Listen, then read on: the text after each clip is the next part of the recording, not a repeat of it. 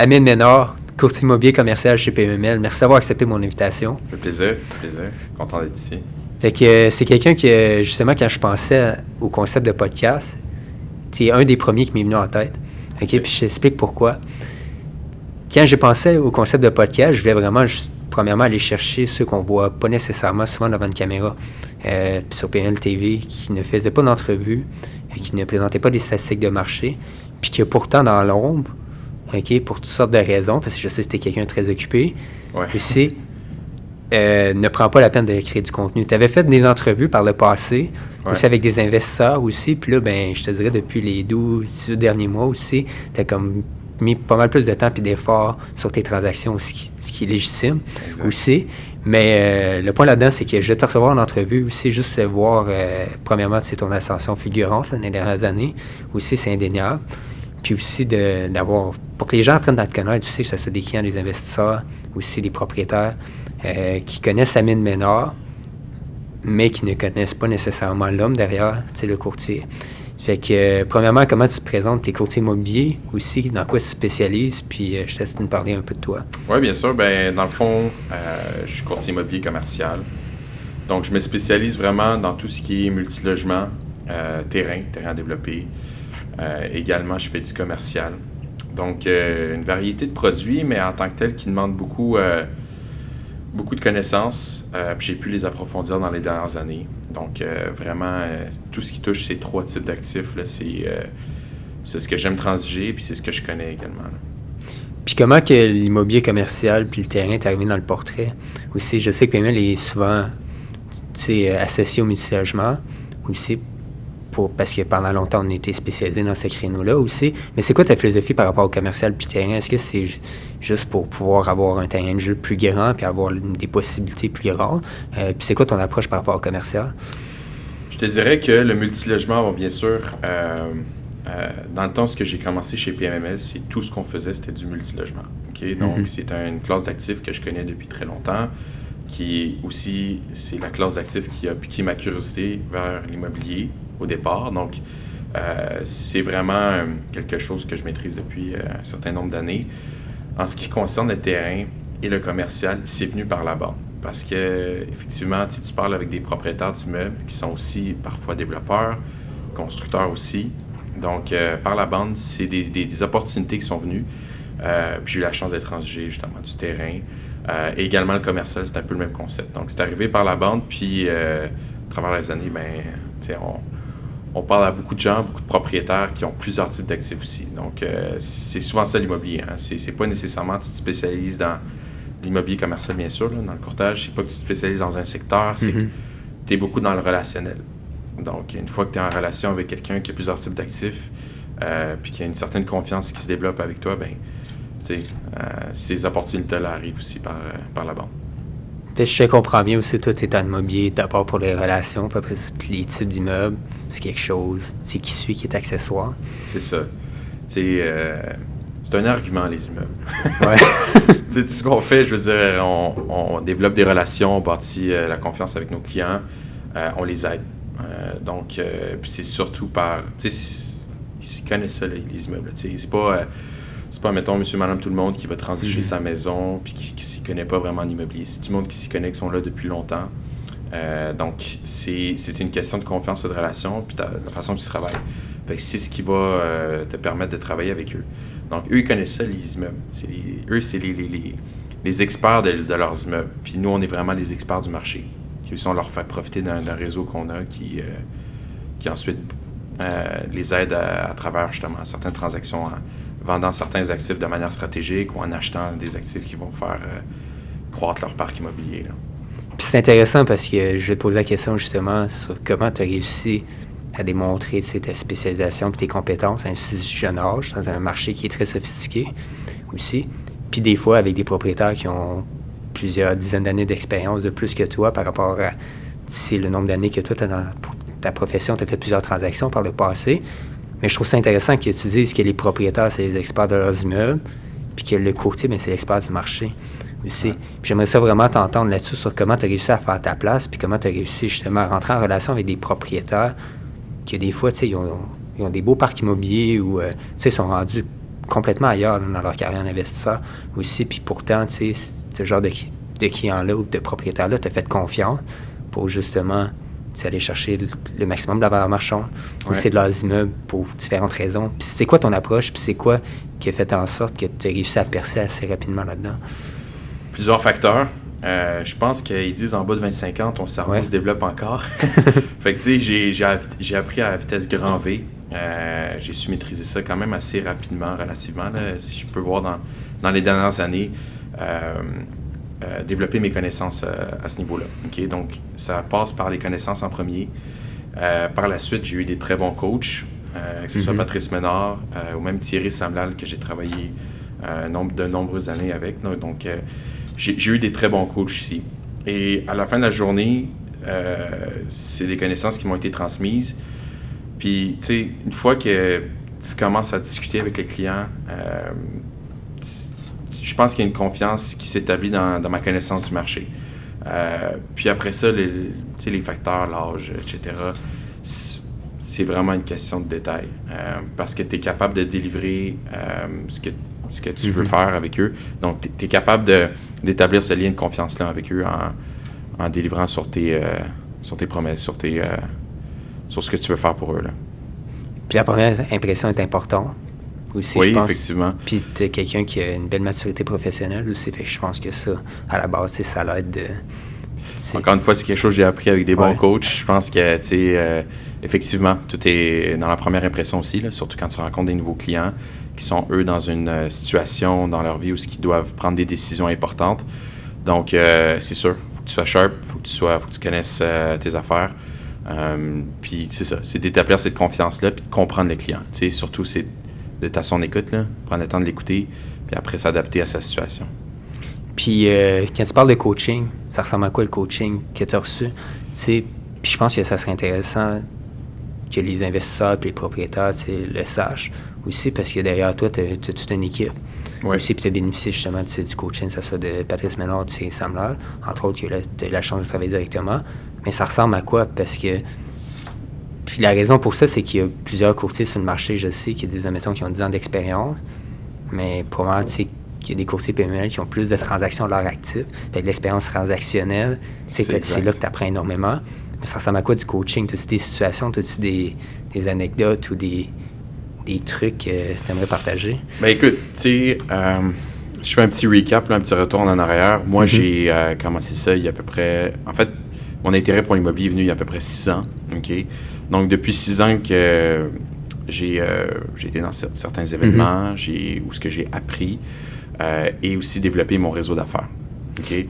Puis cet intérêt-là, c'était pour l'investissement immobilier ou c'était 100% sur le courtage? Au début, c'était pour l'investissement immobilier. OK, c'est intéressant. Oui, ça m'intéressait beaucoup. Tu sais, j'ai des parents qui sont dans l'immobilier, mais je m'intéressais à d'autres types de business, d'autres types d'opportunités dans différents secteurs. Mais ça m'a toujours amené vers l'immobilier. Puis, à un certain moment, c'est OK, comment je fais ma place dans l'immobilier? C'est où est-ce que je vais créer de la valeur? C'est où est-ce que je vais... Tu sais, on est là aussi pour une chose, c'est de faire de l'argent aussi. Tu sais, chaque investisseur qui s'intéresse à l'immobilier a un certain but en tête, de créer de la valeur, créer un patrimoine familial. Et c'est quelque chose qui m'intéressait beaucoup. Et à court terme, le courtage immobilier répondait à certaines de mes ambitions. Donc, je me suis beaucoup intéressé par la suite au courtage immobilier. Suite à ça, j'ai pu rentrer chez PMML.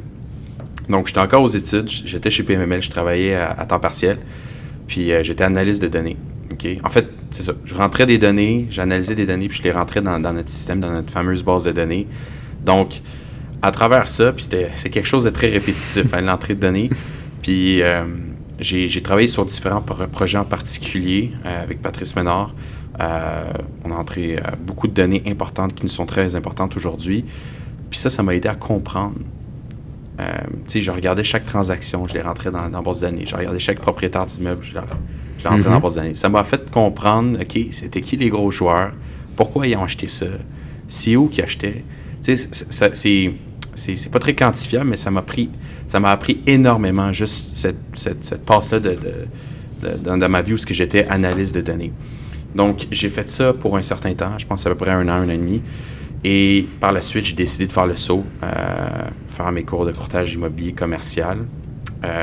Et par la suite, ça s'est enchaîné. Là, j'ai commencé à travailler avec un courtier immobilier, Thierry Samlal.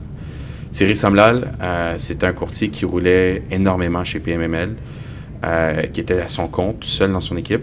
Et donc, il avait besoin d'un bras droit à ce moment-là, puis je l'ai été. Ça a été vraiment une école incroyable pour moi d'apprendre justement sur le courtage immobilier. Parce que tu sais bien beau connaître tous les ratios qu'on voit sur les immeubles, les calculs, etc. Mais le courtage immobilier, là, c'est une autre game. C'est plus une game de chiffres, c'est une game de relations, c'est une game... tu sais, on veut pas, on opère sous autre pression. Hein? Mm-hmm.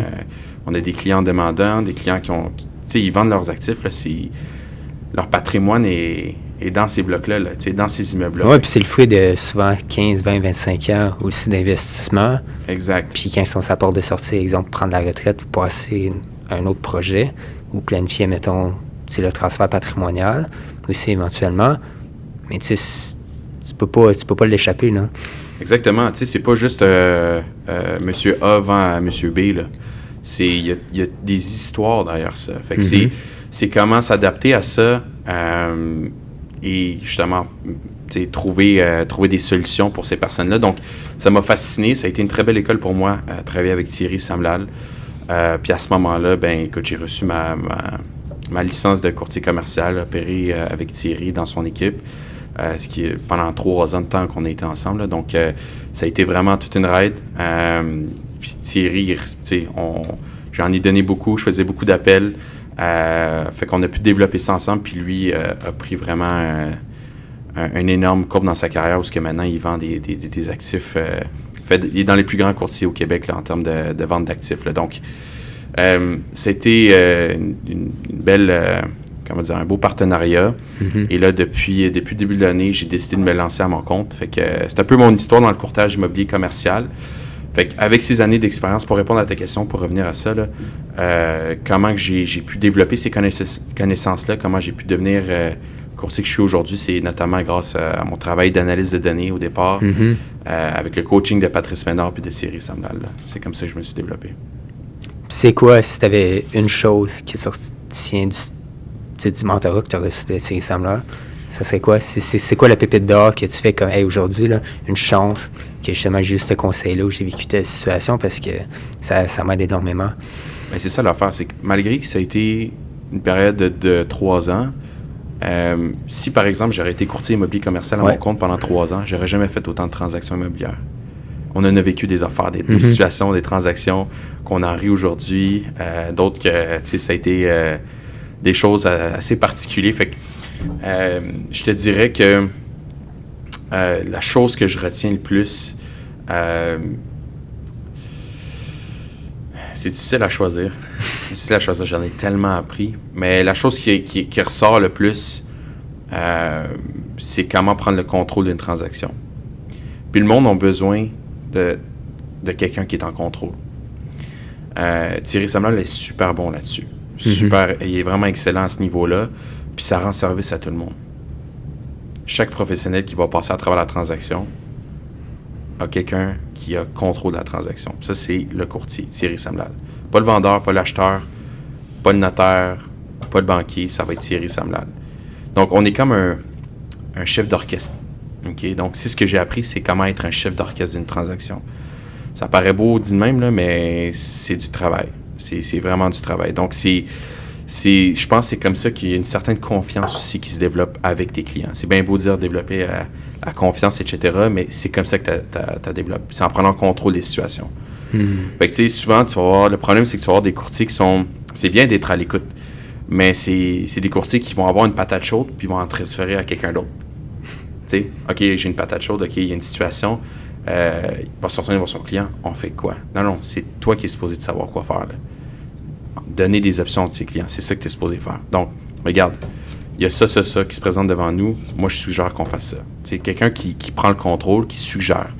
À la fin de la journée, c'est toujours le client qui va avoir sa décision. C'est toujours lui. Puis nous, on va faire notre possible là, pour travailler avec ça. Mais à la fin de la journée, tu as besoin de quelqu'un qui te conseille, qui te prend le contrôle de la transaction. Donc, je pense que ce que j'ai le plus appris avec Thierry à travers les années, d'une manière pas nécessairement consciente, mais dans mon subconscient, là, ce que je peux chercher, c'est ça, c'est le contrôle de la transaction.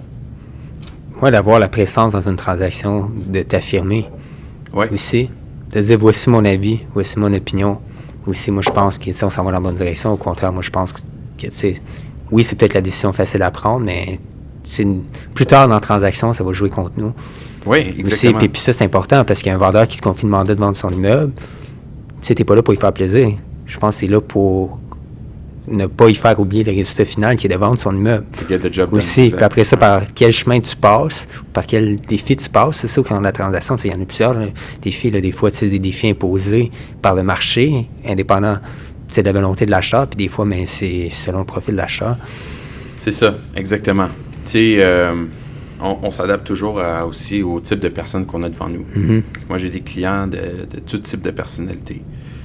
Fait que c'est de... Quand on dit être à l'écoute, c'est pas juste écouter quand ils parlent. C'est d'écouter, c'est de savoir c'est quel genre de personne. C'est quoi qu'il veut vraiment. C'est quoi qu'il veut vraiment de cette situation-là. Comment il va ressortir de cette situation-là. Puis c'est pas nécessairement toujours ce qu'il va te dire. Il va te dire quelque chose, mais il faut que tu poses les bonnes questions aussi. Mm-hmm. Donc, c'est vraiment d'aller creuser dans chaque situation. Puis le monde va toujours rester en surface. C'est ça le problème. Puis comment se poser les bonnes questions? C'est une grande question, mais... C'est une grande question. Comment poser des bonnes questions? Écoute, c'est souvent des réflexes que j'ai développés un peu, là, veux pas. Comment expliquer comment poser des bonnes questions, c'en est une bonne, ça. Faut toujours que tu regardes la situation de manière rationnelle. OK, chaque situation. Puis après que tu comprennes l'émotion qui est vécue par ce client-là ou cette personne-là. Donc, une fois que tu regardes le rationnel de la chose, c'est de regarder, OK, c'est quel genre d'émotion qu'il vit? Pourquoi qu'il vit cette émotion-là? Donc, c'est comme ça que tu vas poser les bonnes questions. Donc, c'est très particulier, là. Puis souvent, tu sais, je me mets pas à réfléchir de même à chaque fois, là. Ça, à un moment donné, c'est que ça devient un peu plus naturel, là. Fait que, mais fondamentalement, là, c'est ça. C'est que c'est une game d'émotions aussi. Le monde pense que dans les transactions commerciales, le monde sont froids, puis c'est juste à propos des chiffres, puis il y a moins d'émotions. Là. Il y a probablement bien plus d'émotions que tu peux en croire. Mm-hmm. C'est incroyable le nombre d'émotions qui se vit. Puis aussi, c'est pas juste de l'émotion, c'est de l'ego aussi. Mm-hmm. C'est un bon point. Ça, c'est quelque chose aussi. Là. Parce que... Puis ça n'a pas rapport avec la taille de l'actif que tu vends. Non. Ils vont penser que c'est parce que là, tu vends, mettons, un projet de 10 millions, là, personne ne va avoir un plus gros ego. Non. Souvent, ça va être même du monde qui vend un actif pour eux de 5 logements, 6 logements, qui est dans notre domaine relativement plus petits actifs, qui vont avoir les plus gros égos, qui vont avoir les transactions les plus difficiles. Donc, c'est de savoir s'adapter. Puis là, essaye de prendre le contrôle avec quelqu'un qui a un gros ego. C'est extrêmement dur aussi. Donc, c'est de jouer avec les égos dans le bon sens de la personne. Donc, malgré que la personne va avoir un gros ego, l'acheteur et le vendeur, c'est comment trouver le juste milieu. Puis souvent, ces personnes-là vont avoir aussi un côté rationnel, malgré leur gros ego. Puis c'est d'aller chercher ce côté rationnel. Get the bigger picture, si je pourrais dire ça dans un sens. Fait que c'est vraiment de ramener ça, toujours le pourquoi que tu fais ça, au vendeur, à l'acheteur. Puis ça les met sur la bonne track aussi. Mm-hmm. Parce que, effectivement, dans une game d'émotions, si tu joues avec l'émotion, tu ne gagneras jamais. Je veux dire, il n'y a personne qui va gagner, puis toi, tu ne feras pas ta transaction immobilière. Le vendeur, il n'ira pas chercher certainement pas son prix, l'acheteur non plus. Fait que c'est de faire comprendre le beau bon sens à chacune des parties. Regarde, on va faire cette concession-là, puis c'est d'arriver à un terrain d'entente. Mais c'est beaucoup plus difficile que comment je viens de l'expliquer, là, mais ouais. C'est ça. Fait que, pour répondre, là, on s'est un peu perdu dans notre question, mais pour répondre à ta question, comment poser les bonnes questions, là, je pense que c'était ça. C'est ça, c'est d'aller chercher c'est quelle émotion que chaque partie vit, puis le pourquoi qu'ils font la transaction. Puis je comprends aussi ce que tu veux dire, c'est difficile à expliquer, parce que des fois, tu sais, c'est un ressenti. Ouais. C'est la manière que le courriel est formulé. Ouais. L'intonation de la voix. Ouais. Aussi. Tu sais, sans nécessairement connaître, admettons, ton propriétaire-vendeur ou l'acheteur personnellement, tu accumules des pièces d'information dans toutes les communications que tu as, que ce soit des appels, des textos, des courriels. Puis quand il y a vraiment des enjeux transactionnels aussi, des fois, tu es capable de sentir que, hey, tu sais, mais ça, c'est pas normal. Il m'aurait pas répondu ça comme ça. Il a peut-être fait ça sur le coup de l'émotion pour essayer de faire bouger les choses. Ou des fois, c'est parce qu'il est rendu à un point que, dans ses derniers retranchements, puis il faut que je l'aide. C'est ça la beauté de la chose, c'est que tu apprends à connaître tes clients aussi. Ouais. Tu commences à connaître, OK, la manière qu'ils répondent, la manière qu'ils... Tu commences à voir qu'est-ce qui passe pas. Fait que, effectivement, on a une règle, c'est plus Patrice Ménard là, qui dit ça, là, mais quand il faut que tu écrives un courriel de plus que 3-4 lignes, là, appelle la personne. T'sais, à part si c'est pour quelque chose de spécifique, là, puis tu dois donner un résumé, etc., mais si vraiment c'est concernant une situation, quand ça dépasse 3-4 lignes, appelle la personne. Parce que là, effectivement, normalement, quand il y a plus que 3-4 lignes, il y a une émotion en jeu. C'est ça. Pas une règle exacte, mais souvent c'est ça. Fait que t'es mieux de prendre le téléphone, comme tu dis, écouter l'intonation de la voix, comprendre l'émotion que la personne a vue, puis après, regarder comment tu peux l'aider, comment tu peux faciliter aussi la transaction. Parce que nous aussi, il ne faut pas oublier, là, les courtiers immobiliers, le rôle d'un courtier immobilier, là, je ne sais pas si c'était dans tes questions, là, mais le rôle d'un courtier immobilier, c'est d'être facilitateur d'une transaction. Oui, j'aimerais ça t'expliquer un peu comment tu perçois le rôle d'un courtier. Parce que moi, de mon point de vue, je dis toujours que le courtage, c'est une profession noble aussi, puis que les lettres de noblesse pour les courtiers au Québec, souvent, à tort ou à raison, là, sont un peu mis de côté. Aussi, puis chez PNL, nos standards sont assez élevés. Puis toi, comme courtier, comment tu définis tu as parlé du côté relationnel aussi, qui est hyper important, puis encore plus dans le commercial. Puis avec raison, on vient d'en parler aussi, mais c'est quoi le rôle du courtier? Puis comment tu peux expliquer ça, mettons, à un propriétaire qui a l'impression qu'il reçoit plein d'offres du marché avec des acheteurs directs, puis pourquoi il devrait confier le mandat de vendre son immeuble à un courtier, même si c'est une commission qui est rattachée à ça? Bien, premièrement, si je compare, j'ai voyagé à travers ma vie, là, puis si je compare le courtage immobilier à d'autres endroits sur la planète, au Québec, les courtiers immobiliers sont beaucoup plus respectés qu'ailleurs. Puis, tu sais, si même on va juste l'autre bord aux États-Unis, là, okay, c'est vraiment une game différente. Les endroits dans le monde, là, que les courtiers, c'est comme des vendeurs de téléphone pour eux. Là, okay? Alors qu'on s'entend, on transige des actifs d'une importante valeur. Au Québec, la particularité, et ça, je lève mon chapeau à l'OASIC, c'est que la formation d'un courtier immobilier est faite d'une manière rigoureuse. Okay? Donc, tu dois quand même suivre des cours. C'est une attestation d'études collégiales qu'on appelle. Et c'est un processus qui est assez long, okay? Comparé à d'autres endroits dans le monde. Même juste si on traverse la frontière et on s'en va aux États-Unis. Okay? Et même, je dirais, je connais pas tous les organismes à travers notre pays, le Canada, mais au Québec, c'est assez particulier. Donc, pendant 1 an, là, on se fait former. Puis, je veux dire, l'examen d'entrée était très étoffé. Donc, on parle quand on parle de courtier immobilier, en tout cas de nouvelle génération, c'est des gens qui sont très bien formés et très, très, très à l'affût des limites aussi de qu'est-ce qu'ils peuvent faire. Contrairement à d'autres courtiers immobiliers qui font penser qu'ils sont architectes, qui peuvent englober plusieurs corps de métier en même temps, à moins que tu aies une expérience... Ou tu sois membre d'un ordre professionnel. C'est ça. Tu peux être un courtier puis être un membre d'un autre ordre professionnel, mais je parle des courtiers vraiment que c'est leur centre professionnel, le courtage immobilier. Bien, il faut savoir aussi ses limites. Puis je pense qu'il y a une confiance qui s'établit aussi envers les propriétaires du Québec là-dessus. Maintenant, le rôle d'un courtier immobilier, c'est très bien défini. Là. On est là pour faciliter la transaction. Donc, on n'est pas là pour justement compliquer les choses, parce que c'est arrivé plus qu'à mon tour de voir des courtiers immobiliers compliquer des transactions. Justement, on parlait d'ego, par ego ou par d'autres types d'émotions, mais on est là pour faciliter la chose. OK? Donc, moi, c'est ce que j'ai fait à travers ma carrière. Puis en prenant le contrôle de la transaction, comme je disais tantôt, tu facilites la transaction pour tout le monde. Pour chaque corps de métier qui est impliqué et également l'acheteur et le vendeur. Donc, c'est ça notre job. il faut être transparent aussi. C'est un rôle de transparence. Donc, si tu es en communication avec l'acheteur et avec le vendeur, 99% du temps, ils ne se parlent pas entre eux autres. Donc, il y a tu te fais confier une certaine confiance pour la communication qui va se faire. Donc, tu dois être transparent. Tu dois être transparent, ça c'est primordial. Transparent ne veut pas dire semer la panique non plus. Donc, c'est pas parce que quelqu'un te répète quelque chose formulé d'une certaine manière qu'il faut que tu répètes exactement la même chose formulée d'une certaine manière. Fait que ton mandat, c'est d'amener l'idée, mais pas nécessairement de la manière qu'elle a été formulée. Il faut jamais que tu oublies des détails. C'est ça. Mais il faut pas que tu ramènes l'émotion avec toi. Je comprends.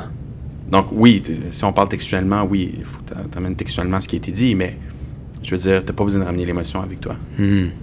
Donc, c'est de garder justement cette rationalité.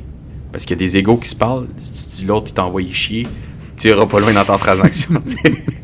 L'autre, il a dit ça. T'enlèves je sais pas si on peut dire ça à la caméra, là, mais t'enlèves T'enlèves les adjectifs qui viennent avec tout le mécontentement par rapport à la fondation, la toiture ou les locataires qui sont en place, c'est ce qu'il y a vu pendant la visite. Exactement. T'enlèves cette émotion-là, puis tu vas donner le rationnel de la chose. Puis toi, tu vas mettre ton grain de sel aussi. Fait que c'est important d'être transparent dans cette communication-là. Fait que le rôle, pour résumer le rôle du courtier immobilier un peu, il faut faciliter les transactions, il faut avoir une transparence intacte envers les deux parties parce qu'il te confie ce rôle-là, de communiquer entre les deux parties. Puis également, en tant que courtier immobilier, les meilleurs courtiers immobiliers ont toujours la main sur le téléphone pour poser des questions à d'autres professionnels ou à d'autres personnes. Donc, ils sont constamment en train d'appeler un courtier hypothécaire. OK, j'ai une question par rapport au financement. Peux-tu m'aider là-dessus? Même les meilleurs courtiers immobiliers, là, qui en ont vu des transactions immobilières, qui en ont vu des financements passer dans leurs transactions immobilières. Même chose, question de droit, par exemple, pour une clause. Ils n'ont pas peur d'appeler des personnes compétentes pour les aider là-dedans. Fait qu'en tant que courtier immobilier, t'es ça aussi. C'est pas d'avoir toutes les réponses, mais c'est d'avoir l'habilité d'aller chercher les réponses. Et les meilleures réponses. Pas juste des réponses, mais les meilleures réponses possibles. Donc, en tant que courtier immobilier, t'es une ressource incroyable aussi pour ton client. Parce que ton client, lui, mettons, je vous donne un exemple, c'est un constructeur, un développeur immobilier, il fait ses projets, etc., mais lui, il n'est pas toujours dans les 5 à 7 en train de parler avec plein d'investisseurs immobiliers, avec plein de professionnels. Il y en a beaucoup des investisseurs immobiliers qui font ça, mais c'est pas tous les investisseurs qui font ça. Puis souvent, puisqu'à leur tour, les courtiers immobiliers, en tout cas chez PMML, de ceux que je connais, ont un réseau de contacts beaucoup plus approfondi que n'importe quel investisseur. Donc ça, tu es une ressource incroyable. Fait que là, le client n'a pas besoin d'aller à toutes les 5 à 7, il n'a pas besoin de connaître tout le monde. Il a besoin de connaître Amin Ménard, puis Amin Ménard va faire profiter de son réseau à ce client-là. Donc c'est ça aussi. Fait que, en tant que courtier immobilier, si je résume ça comme j'ai dit, là, donc facilitateur, transparence, puis de faire profiter de ton réseau. J'adore ta vision du réseautage. De pas juste seulement aller dans les événements de réseautage pour être en mode démarchage, acquisition de clients, mais aussi de prendre le pouls de ce qui se fait sur le marché, de c'est quoi les émotions, les impressions des constructeurs, des investisseurs aussi, pour être capable de mieux conseiller tes clients par après. Oui. Aussi, c'est l'information que tu emmagasines aussi. Tu ne restes pas toujours à l'affût en lisant le journal. C'est ça. Tu sais, quand tu as le pouls du marché, quand tu es sur le terrain, tu parles avec le monde, c'est souvent le même aussi que tu vas avoir un meilleur fil de ce qui se passe actuellement. Donc, effectivement, comme tu dis, excuse-moi, je ne voulais pas te couper, mais... Non, mais c'est super intéressant aussi. Puis c'est la vision 3D. Tu sais, c'est d'un côté, tu as accès à des outils, puis le database, c'est de PMML qui permet de voir qui détient quoi, qui a acheté quand, à quel moment, pour quel prix, tel TGA, tant de coûts par logement ou dehors par pied carré, si on parle de l'industriel, du commerce de détail aussi. Puis de l'autre côté, tu es capable de voir c'est quoi l'impression, tu sais, de parler avec ces gens-là. Puis je pense en tant que courtier, ce qui est intéressant aussi, c'est oui, mettons, tu fais de la prospection, tu consultes, mettons, des clients potentiels, mais quand tu parles au téléphone avec eux ou tu te rencontres dans un événement réseautage, tu fais comme, OK, il a acheté pour telle raison parce qu'il a l'impression que ce secteur-là est en train de se développer. Il a l'impression qu'il y a quelque chose qui se passe dans le coin ou qu'il y a une demande pour ce type d'immeuble neuf avec des services plus aussi. Puis là, ben, tu sais, ça, c'est pas nécessairement l'information souvent qu'on est capable de capter avec des fiches des propriétés qui sont en vente, des fiches MLS ou c'est l'information qu'on a au registre foncier aussi. C'est le petit edge de plus que tu peux aller chercher. Là. Exactement. Tout en restant dans la confidentialité des projets de mes clients, si je viens à savoir là, que pendant, pour une raison, là, il y a un de mes clients qui a acheté une propriété, puis dans le secteur, il y a quelque chose de nouveau qui se passe. Comme je dis, tout en restant dans la confidentialité des projets de mes clients, je vais partager ça aussi avec quelqu'un d'autre qui est peut-être intéressé par ce secteur-là. Donc, je fais profiter de ces informations-là aussi qui viennent à mes oreilles, qui peuvent bénéficier d'autres de mes clients, ou même pas obligé des clients en tant que tels, mais juste des personnes qui veulent transiger là, avec des nouveaux clients. Mais je vais leur partager cette information-là. Donc, on est capable de... c'est ça, le réseautage était très important pour ça. Donc, c'est pas juste aller dans des 5 à 7 pour aller dans des 5 à 7, mais c'est vraiment aussi pour aller créer de la belle valeur pour mes clients, puis pour moi aussi en même temps. Là. J'adore. Ouais. Puis là, je vais t'amener, je parle du coq à l'âne, mais c'est quoi, je ne veux pas nécessairement dire ton opinion, mais c'est quoi tes constatations et tes observations du marché actuel aussi? Dans les 12 derniers mois, 18 derniers mois, ça a tellement changé. Ouais. On est passé, premièrement, au niveau du marché hypothécaire, on est passé d'un marché des taux d'intérêt très, très faibles. Ça l'a augmenté en flèche, ça n'en plus finir aussi. Le marché, puis la SCHL avec le financement, puis le nouveau programme APHLX aussi, le changeant d'homme dans le multilogement aussi.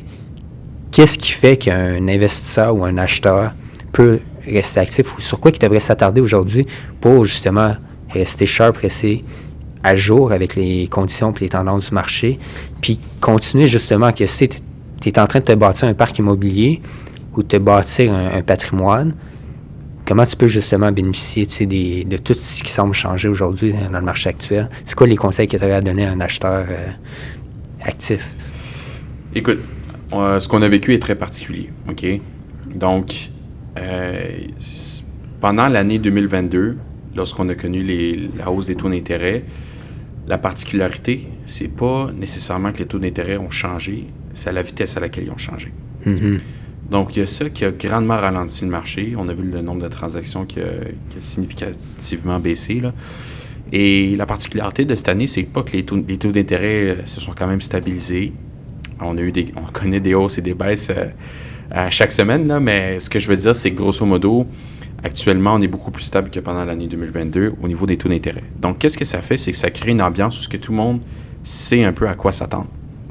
Beaucoup plus, en tout cas, de qu'est-ce qu'on vivait en 2022. Donc, actuellement, tu sais, moi, je fais souvent, justement, des analyses pour des propriétaires là, qui veulent savoir c'est quoi la valeur de leur actif. J'en fais toutes les semaines, là, des analyses de marché. Okay? Donc, moi, je suis souvent dans les comparables, ce qui a été vendu. Puis, ça m'a frappé l'autre jour, mais, tu sais, depuis un an, là, le marché a baissé quand même pour certaines classes d'actifs. Mm-hmm. Donc... Puis, quand tu dis baissé, c'est quoi qui a baissé? Le nombre de transactions, les valeurs, la profitabilité? Le coût par logement a baissé, OK? Au niveau de la valeur. Pourquoi? Parce que, justement, la rentabilité, vendre sur une certaine rentabilité qu'on pouvait se permettre en 2021, 2020 et début d'année 2022 n'est plus possible actuellement. Donc, les valeurs des propriétés se sont compressées un petit peu dans certaines classes d'actifs. Puis ça, c'est mathématique. Avec la hausse des taux d'intérêt, c'est inversement proportionnel. C'est mathématique. C'est pas nécessairement...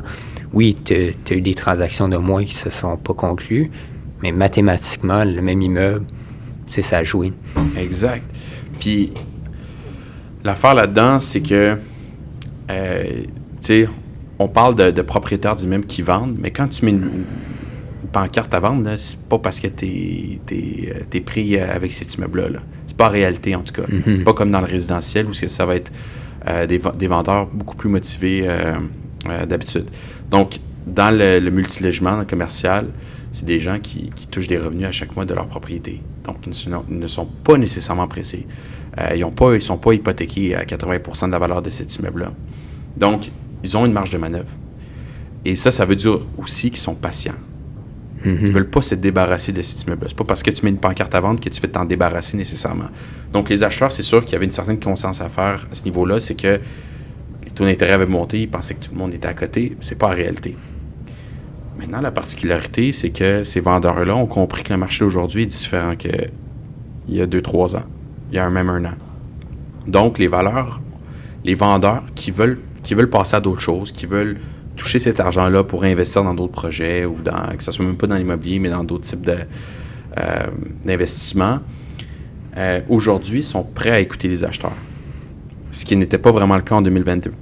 Tu sais, je vais attendre que les taux baissent. Mais ils vont jamais revenir à 2 %. Puis tes revenus, à moins que tu les changes drastiquement, tu vas pas pouvoir vendre peut-être à 3,4 de TGA, là, de cap rate. T'sais. Fait que on trouve des vendeurs aujourd'hui qui sont un peu plus rationnels à ce que le marché offre. C'est sûr que tu as des acheteurs aujourd'hui qui sont présents, qui n'étaient pas présents l'année passée, par exemple, qui sont revenus sur le marché pour acheter. Donc, on voit un plus grand engouement pour faire des transactions immobilières.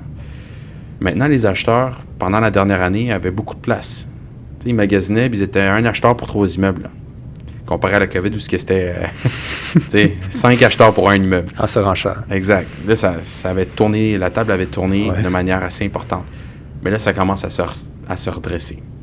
Donc là, on voit un peu plus d'acheteurs pour chaque immeuble. Et donc, la particularité là-dedans, c'est que là, les acheteurs vont avoir de plus en plus de compétition dans les mois à venir, dans les années à venir. Est-ce que les prix vont continuer à baisser? On n'a pas de boule de cristal. Mais tout indique que non. Parce que les vendeurs, comme je l'ai dit, sont patients. Donc, est-ce que maintenant, on est dans un certain creux où ce que les coûts par logement vont se stabiliser et peut-être même augmenter, voire dans 2, 3 ans, 4 ans? Fort probablement. Donc, on est dans une période très, très intéressante pour des acheteurs qui veulent acheter des propriétés, pas nécessairement rentables tout de suite, mais qui a de la belle création de valeur pour les prochaines années. Du moins jusqu'à leur à la fin de leur terme de leur financement, en tout cas dans 5 ans. Fait que l'opportunité qui se présente actuellement, moi je pense qu'elle est beaucoup basée là-dessus. Puis aussi, il y a une affaire hyper importante que j'ai oublié de mentionner. Tout passe par les revenus locatifs. Et oui, c'est ça. C'est là où la valeur est créée, c'est là où les propriétés... Il y a une crise de logement en ce moment, les taux d'occupation sont à un taux plancher. Exact. Même si tu achètes un immeuble avec un loyer au prix du marché, c'est inévitable, à moins qu'il y ait... Puis encore là, même si c'est une catastrophe qui se passe, comme qu'on a vécu les dernières années, je ne vois pas les loyers résidentiels, en tout cas, descendre. Ouais. Fait c'est inévitable. Je suis pas économiste. Non, c'est ça. Je suis pas économiste, mais, tu sais, puis c'est ma première récession, là, si je peux dire, dans un monde professionnel, en tout cas. Mais la première récession que je vois, mais ce que je me suis beaucoup informé à ce niveau-là, et ce qu'on peut voir de différent, c'est que le taux de chômage n'est pas en train de grimper de manière significative. C'est sûr qu'il a augmenté, là, mais je veux dire, c'est pas comme dans les autres récessions.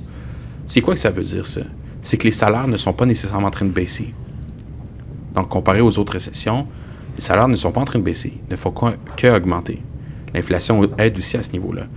Donc, c'est quoi que ça veut dire? C'est qu'il y a une belle absorption pour le marché locatif. Donc, les gens ont les mêmes salaires, des salaires qui augmentent, ils ont une capacité locative, ils vont les louer. Donc, puis en plus de ça, on est dans une crise de logement. Imagine-toi. Donc, on a 2 facteurs très importants qui sont en train de pousser le marché locatif vers le haut. Donc, la valeur des propriétés va pas se mettre à baisser là, d'un autre 5 à 10 %. Là. Ben, en tout cas, pas si on utilise notre logique, là, ça ne se mettra pas à baisser. Donc, au contraire, je pense que le fameux creux, là, on est dedans, je pense. Fait que c'est le moment, là.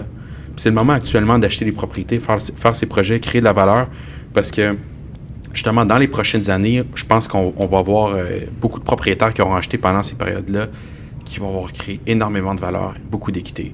Donc, s'il y a un moment pour acheter, malgré que c'est plus difficile d'acheter. Les taux d'intérêt sont hauts. Je ne suis pas en train de dire que c'est facile d'acheter. C'est plus difficile d'acheter. Il faut être plus créatif. Mais c'est le moment d'acheter pareil, parce qu'il y a de la belle valeur à créer. Puis c'est ça la beauté de l'investissement immobilier. Parce que dans le multilogement en tant que commercial, c'est pas parce qu'il y a un prix demandé est affiché à un tel prix que nécessairement l'immeuble va se ranger à ce prix-là. La beauté, c'est que tu peux créer tes propres opportunités en tant qu'acheteur aussi. Normalement, tu es capable d'amener quelque chose d'intéressant à table, de justifier ton prix, d'offrir des conditions un peu plus souples ou des meilleures conditions, mais tout se négocie. Aussi, je pense que c'est ton rôle justement là-dedans de ramener les attentes du vendeur puis ceux de l'acheteur. Parce que peut-être que le vendeur, il est 10-15% au-dessus du marché, il faut le ramener un petit peu.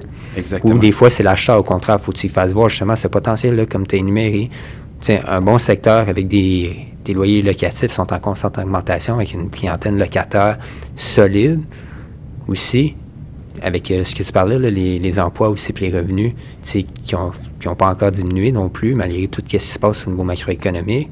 Mais des fois, c'est juste de rééquilibrer puis de connaître ton marché. Je fais en sorte que, hey, regarde, ça vaut peut-être la peine de conclure cette transaction-là, puis dans 3 ans, dans 5 ans, dans 10 ans, si tu es capable d'avoir une vision plus long terme que juste de récupérer ta mise de fonds, mettons, dans les 12 ou 18 prochains mois, exact. Tu vas créer une équité immense. Exact.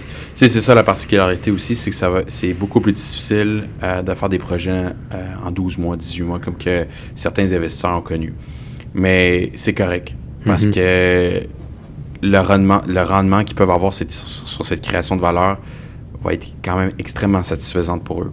Donc, il suffit d'être peut-être un peu plus patient, avoir des investisseurs qui investissent dans vos projets, d'être un peu plus patient, mais tout est faisable encore. Donc, je pense que les gens, il faut qu'ils s'adaptent avec le marché transactionnel actuel et changent peut-être leur modèle un peu à ce niveau-là. Donc, ceux qui faisaient des projets à court terme, de changer un peu ce modèle-là. Mais tout de même, c'est un marché où la création de valeur est encore très présente. Là, on regarde d'autres marchés, là, que ce soit dans l'Ouest canadien, aux États-Unis, c'est pas la même réalité. Là. Le fait d'avoir la régie du logement nous aide beaucoup ici. Je sais que ça va mélanger du monde. Mais quand tu dis ça nous aide beaucoup, qui? Les propriétaires, les locataires, les investisseurs? Pense-y, si dans d'autres provinces, d'autres États, ils sont capables d'avoir aucune limite sur les augmentations de loyer, la plupart des immeubles sont à jour avec le marché actuel. Fait que t'achètes beaucoup plus. Fait que c'est pour ça qu'on va avoir des cap rates beaucoup plus hauts là-bas, parce que c'est vendu sur de la rentabilité et pas sur de la création de valeur. Ici, trouver des immeubles à 500$ par mois pour un 3,5 ou 650-700$ par mois sur l'île de Montréal, où ce que tu peux aller doubler, tripler, pas tripler, mais doubler les revenus, peut-être même voir des fois tripler les revenus, il y en a beaucoup, là. Juste avec une rotation de locataires normale. Tu achètes un 16 logements, tu as 2 locataires qui ne renouvellent pas à chaque année, tu remets au goût du jour, sans nécessairement rien faire, juste en assurant une saine gestion. Exactement. Si tu es patient, si tu es capable de... La patience, tu dis. Exact. Si tu es patient, si tu es capable de... Des fois, il y a des négociations qui se font à l'amiable aussi. Là. Donc, si tu es patient, on a une chance ici incroyable, c'est la création de valeur. Ce qui n'est pas nécessairement aussi disponible ailleurs qu'au Québec ou au Canada. Donc, on n'a pas parlé de la PH Select non plus avec tout le volet des frais énergétiques. Oui. Le parc immobilier, là, en tout cas Montréal, Québec, aussi, c'est des immeubles qui sont très âgés aussi, qui ont besoin d'amour. Alors, remettre l'immeuble au nombre du jour par rapport au cas du bâtiment et les frais énergétiques, exemple, mettre une meilleure isolation, remplacer les portes et les fenêtres aussi. À Montréal, le parc a besoin d'amour aussi. Il y a des trucs très intéressants qui peuvent se passer là-dedans, puis très créatifs, sans nécessairement avoir un impact direct sur ta gestion locative, mais sur la structure du bâtiment aussi. C'est tout cet aspect-là. Exact. C'est ça, la SCHL a vraiment lancé une bouée de sauvetage à ce niveau-là. Bon, je pense que pas mal tout le monde en a entendu parler, là, mais effectivement, c'est un autre outil qui est à notre disposition, qui peut être très, très intéressant. Il faut juste savoir comment l'utiliser, parce que des fois, on peut se tirer dans le pied avec. Il faut savoir, il faut s'entourer de professionnels, des courtiers hypothécaires qui connaissent vraiment. Chez PMML, on a en masse, donc des courtiers hypothécaires qui peuvent épauler les investisseurs à ce niveau-là et aussi qui sont à l'affût des dernières règles. Parce qu'il faut savoir, ce programme-là a un bel encadrement, mais il y a encore, je pense, des points qui sont actuellement... il reste des points d'interrogation, on va dire ça. Exactement, ouais. Des points d'interrogation. Donc, mais les courtiers hypothécaires PMML, ils sont dans l'action, constamment en discussion avec la SCHL. Donc, ils ont le pouls du marché, ils ont fait peut-être un financement dernièrement qui permet une nouvelle chose, donc ils vont être capables de vous guider à ce niveau-là. Donc, en tout cas, mais effectivement, la PHLX, c'est un autre point très important qui peut profiter à beaucoup d'investisseurs, en tout cas. Là. Ouais. C'est quoi les créneaux de marché dans lesquels tu passes ton temps en ce moment à développer pour tes clients? Est-ce que c'est sûr que tu touches un peu à tout aussi, mais c'est quoi que... je reformule ma question. Dans quel créneau de marché tu souhaites te développer davantage? Aussi parce que c'est une tendance actuelle du marché ou parce que la demande pour les propriétaires et les vendeurs est importante en ce moment? Je te dirais ce qui est quand même populaire actuellement. Tu as beaucoup de terrains qui sont pas nécessairement développer, entre guillemets, je parle pas de construire, mais de développer avec les municipalités en termes de zonage, en termes de... donc, tout ce qui